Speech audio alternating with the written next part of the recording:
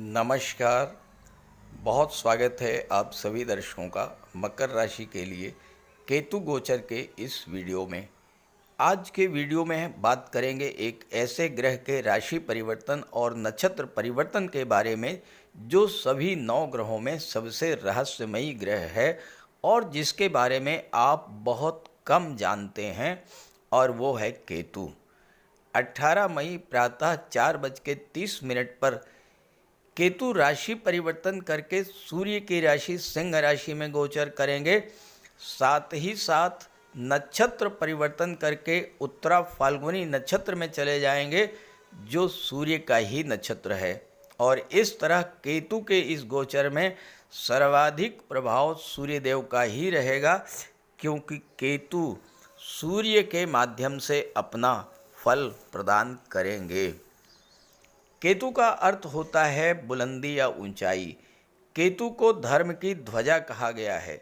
केतु धर्म, अध्यात्म, मोक्ष का कारक होता है और यही वजह है कि केतु को धर्म की ध्वजा कहा गया है और केतु को शुभ ग्रह की श्रेणी में रखा गया है।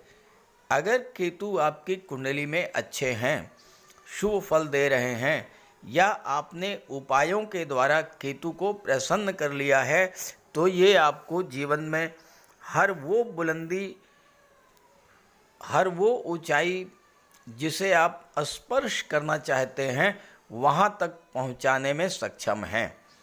साथ ही साथ आपको मोक्ष की ओर भी मोड़ देंगे। मोक्ष का अर्थ है इच्छाओं की तृप्ति हो जाना।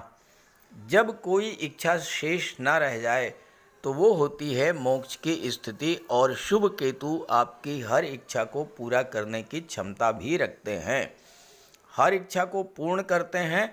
जब आपकी इच्छाओं की तृप्ति हो जाती है तो आप स्वतः मोक्ष की ओर मुड़ जाते हैं। तो केतु के नक्षत्र परिवर्तन और राशि परिवर्तन का क्या प्रभाव पड़ेगा मकर राशि के जातकों पर, इसी का विश्लेषण करेंगे। लेकिन इससे पूर्व हम ये समझेंगे कि केतु क्या हैं, केतु किस तरह का फल प्रदान करते हैं और कैसे जानेंगे कि केतु अशुभ फल दे रहे हैं। पहले इस पर चर्चा करेंगे। ये विश्लेषण आपकी चंद्र राशि के आधार पर किया जा रहा है और वीडियो के अंत में मैं आपको केतु के उपाय भी बताऊंगा। तो पहले ये समझेंगे कि क्या है केतु, खराब केतु के लक्षण क्या हैं। सभी 9 ग्रहों में केतु सबसे रहस्यमयी ग्रह है और एक ऐसा ग्रह है जो अगर आपकी कुंडली में शुभ स्थिति में है तो आपको बुलंदियों पर पहुंचाने की क्षमता रखता है। राहु के विपरीत फल देने वाले केतु को ज्योतिष शास्त्र में अत्यंत शुभ ग्रह माना गया है। कुंडली में राहु और केतु न केवल आमने सामने होते हैं बल्कि इनके प्रभाव भी एक दूसरे के विपरीत होते हैं। केतु का अर्थ है ऊंचाई, बुलंदी। केतु अगर कुंडली में अच्छा फल दे रहे हैं तो व्यक्ति को बुलंदी पर पहुंचा देते हैं। केतु को मोक्ष का कारक कहा गया है। मोक्ष का अर्थ है भौतिक इच्छाओं की तृप्ति हो जाना। जब आपकी सभी इच्छाएं तृप्त हो जाएं तो स्वतः आप मोक्ष की ओर बढ़ जाते हैं। केतु को आकस्मिक घटनाओं का कारक भी माना गया है। दुनिया में जिन भी लोगों ने जीवन में बुलंदी को स्पर्श किया है, जीवन में वो सब कुछ पाया है जिसको पाने की इच्छा उनके मन में थी, उनकी कुंडली में केतु या तो गुरु या शुक्र के साथ होंगे या गुरु या शुक्र जैसे शुभ ग्रहों की दृष्टि केतु पर पड़ रही होगी, या केतु का गोचर गुरु या शुक्र की राशि में होगा। तभी केतु आपको शुभ फल दे पाते हैं। दूसरी बात, केतु हैं त्याग के कारक, डिटैचमेंट के कारक, अलगाव के कारक। केतु आपसे चाहते हैं कि आप अपने अंदर त्याग की भावना डेवलप करें, लेट गो की भावना डेवलप करें, जाने दो, इस तरह की भावना आप डेवलप करें। अगर आप केतु के गोचर का पूरा लाभ लेना चाहते हैं तो त्याग की प्रवृत्ति को अपनाना होगा, लेट गो की भावना को डेवलप करना होगा। यही केतु जब अशुभ फल देने पर आते हैं तो आपके कार्यों में विघ्न बाधा उत्पन्न करते हैं। अचानक से कोई ऐसी घटना आपके जीवन में घटित हो जाएगी जिसका कारण आप समझ ही नहीं पाएंगे कि ये घटना घटित क्यों हुई। अचानक किसी ऐसे रोग से ग्रसित हो जाना जिसको डॉक्टर डायग्नोज ही न कर पाएं, अचानक बड़ी धन हानि हो जाना, अचानक से परिवार में किसी सदस्य का आपसे दूर चले जाना, अचानक नौकरी छूट जाना, पति पत्नी के बीच अचानक से अलगाव की स्थिति बन जाना या अचानक चोट चपेट एक्सीडेंट की घटनाओं का घटित होना, ये अशुभ केतु के लक्षण हैं। इन सभी घटनाओं में जो कॉमन बात है वो ये है कि आप समझ ही नहीं पाएंगे कि वो घटना आखिर घटित क्यों हुई और अचानक वो घटना घटित हो जाती है। केतु को चर्म रोग, पेशाब संबंधी रोगों का कारक माना गया है। केतु के कारण संतान उत्पत्ति में बाधा उत्पन्न होती है, सिर के बाल झड़ने लगते हैं, शरीर और नसों में कमजोरी आने लगती है, सुनने की क्षमता कम हो जाती है, रीढ़ की हड्डी में दर्द शुरू हो जाता है, घुटनों जोड़ों में दर्द। तो ये सब अशुभ केतु का प्रभाव होता है। गुरु और केतु दोनों को धर्म अध्यात्म का कारक माना गया है। केतु अगर अच्छे हैं तो ईश्वर के प्रति आपकी आस्था को बढ़ा देंगे और खराब हुए तो ऐसी लत लगा देंगे जो बहुत मुश्किल से छूट पाएगी। जुए, शराब, सट्टा, नशे की लत, तंबाकू, सिगरेट की लत, इस तरह की लत आपको लगा देंगे। अशुभ केतु के कारण कुछ लोगों पर गलत आरोप भी लग जाते हैं।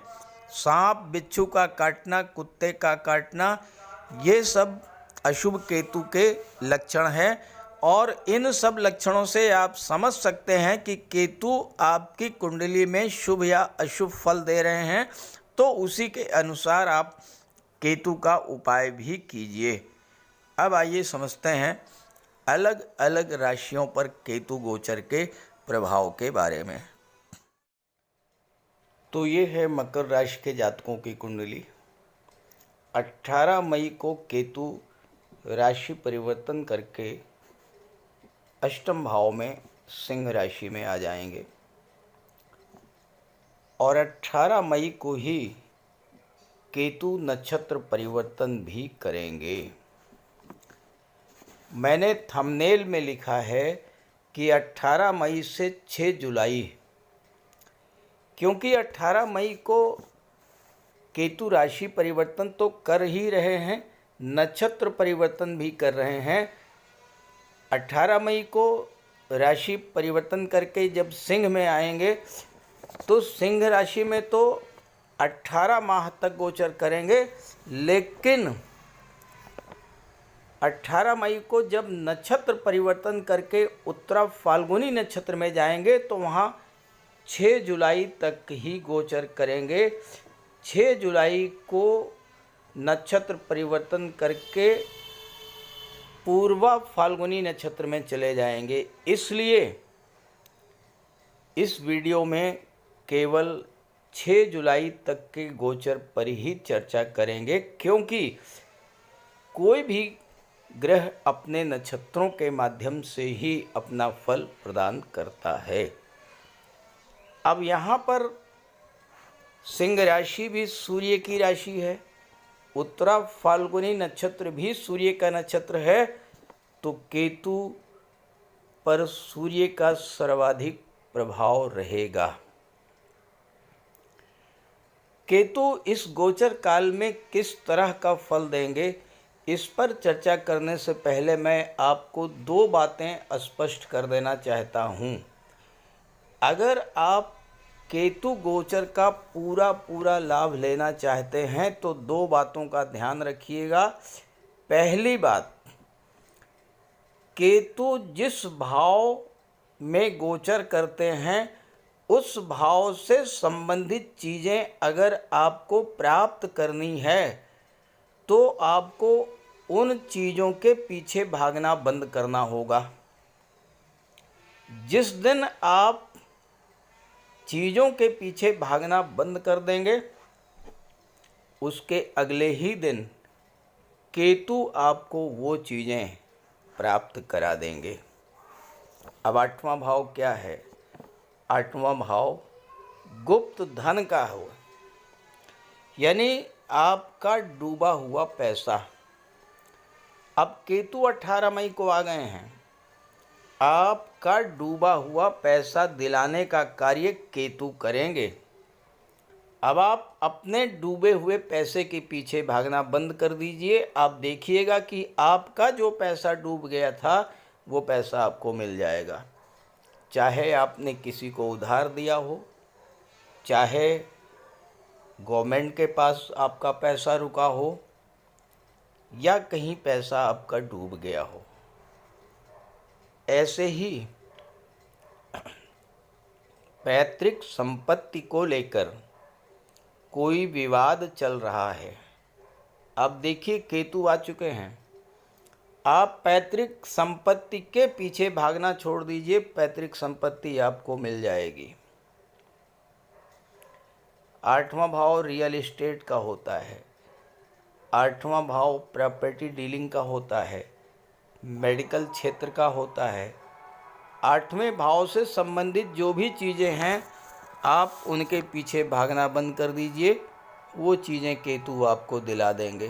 दूसरी बात, केतु जिस भाव में गोचर कर रहे हैं उस भाव से संबंधित चीज़ों को बिल्कुल गुप्त रखें, किसी से शेयर मत करें। अपनी प्रॉपर्टी, अपना पैसा, अपना बिजनेस, अपनी प्लानिंग किसी से भी आपको शेयर नहीं करनी है।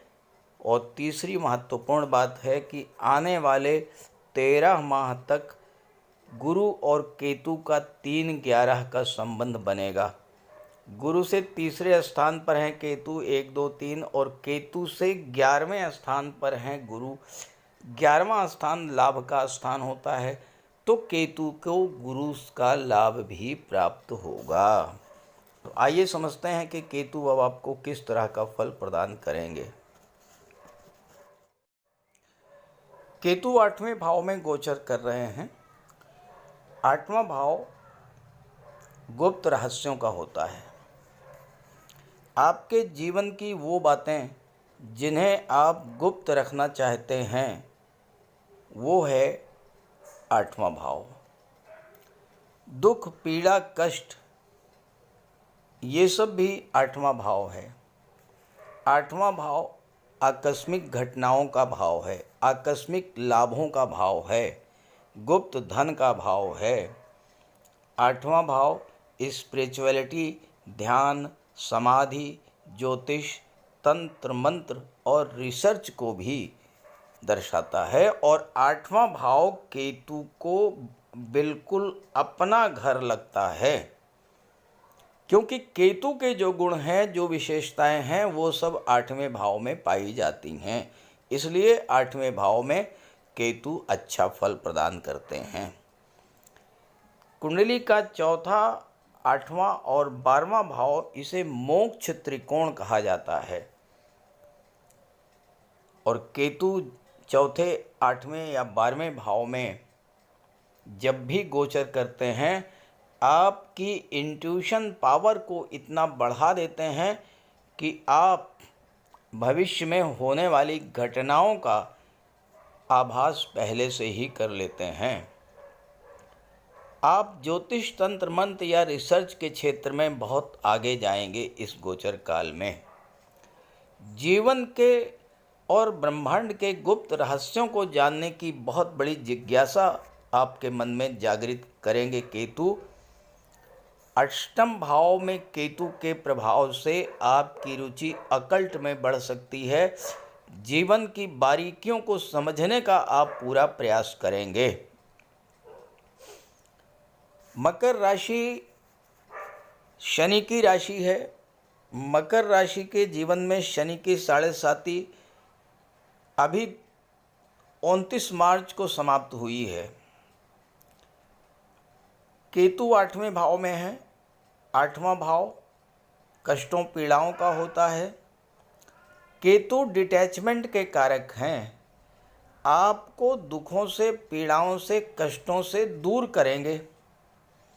7.5 के दौरान जो कष्ट आपको मिले हैं और जिन कष्टों का प्रभाव अभी तक आपके जीवन पर पड़ा हुआ है, उन दुखों से, उन पीड़ाओं से, उन कष्टों से आपको मुक्ति दिलाएंगे अष्टम भाव में गोचर करते हुए केतु।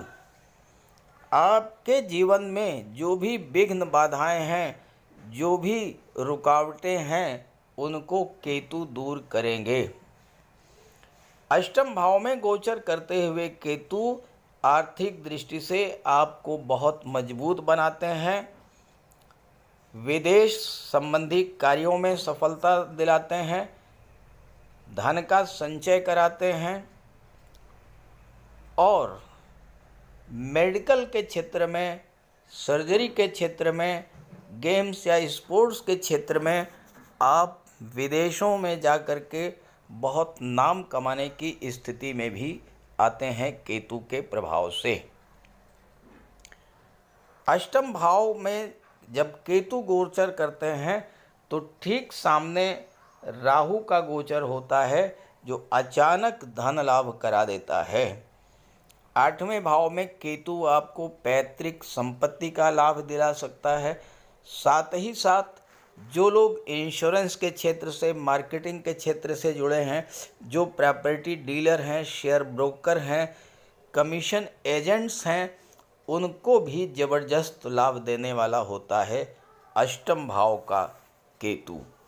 अष्टम भाव में गोचर करते हुए केतु आपके अंदर एक आत्मसंतोष की भावना जागृत कर देते हैं। आप चीज़ों के पीछे भागना बंद कर देते हैं और जब आप किसी भी चीज़ के पीछे भागना बंद करेंगे तो केतु का प्रभाव यही है कि वो आपको वो चीज़ प्राप्त करा देते हैं। बस ध्यान ये रखना है कि सीक्रेसी मेंटेन रखनी है। आप अपनी प्रॉपर्टी, अपनी वेल्थ, अपनी महत्वाकांक्षाएं, अपनी प्लानिंग्स, अपनी संतान, शिक्षा, लव रोमांस या दाम्पत्य सुखों के बारे में किसी से भी भूल करके भी चर्चा मत कीजिएगा। आप देखिएगा कि ये केतु आने वाले 18 माह में आपको बुलंदियों तक लेकर के जाएंगे। तो इस गोचर का लाभ उठाइए और केतु का उपाय ज़रूर कीजिए। बात करते हैं उपायों पर। केतु का सबसे बड़ा उपाय है भगवान श्री गणेश जी की उपासना करना। बुधवार के दिन गणेश जी का पूजन करें, अथर्वा स्तोत्र का पाठ करें। सोमवार के दिन भगवान शिव की आराधना करें, रुद्र स्तोत्र का पाठ करें। काले रंग की गाय की सेवा करें। काले और सफ़ेद रंग के 2 रंगे कुत्ते की सेवा करें, उसको भोजन दें और कौवे को भोजन दें।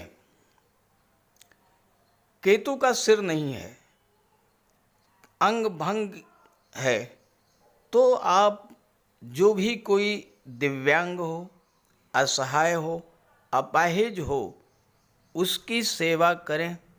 भूल करके भी ऐसे व्यक्ति का अपमान न करें।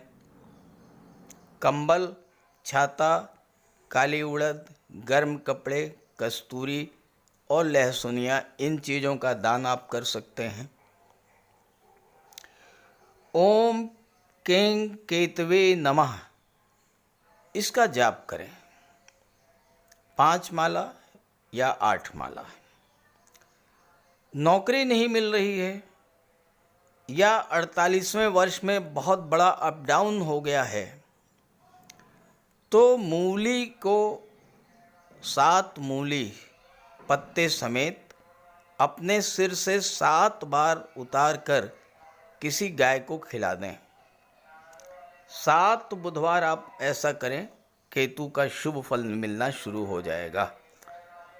इसके अलावा शनिवार के दिन एक पात्र में कुशा और दूर्वा दोनों एक साथ रख कर के पानी भर लें और शाम को पीपल की जड़ में डाल दें। 7 शनिवार ऐसा करने से राहु, केतु और शनि तीनों के शुभ फल मिलने शुरू हो जाएंगे। लहसुनिया धारण कर सकते हैं, लेकिन धारण तभी करें जब कुंडली में केतु अच्छे हों या न्यूट्रल हों, और किसी योग्य ज्योतिषी से परामर्श लेकर के। अगर केतु नेगेटिव हैं तो गोमती चक्र की अंगूठी धारण करें, फिरोजा भी आप धारण कर सकते हैं। तो ये सब उपाय करने से आपको केतु के अशुभ फलों से राहत मिलेगी। नमस्कार।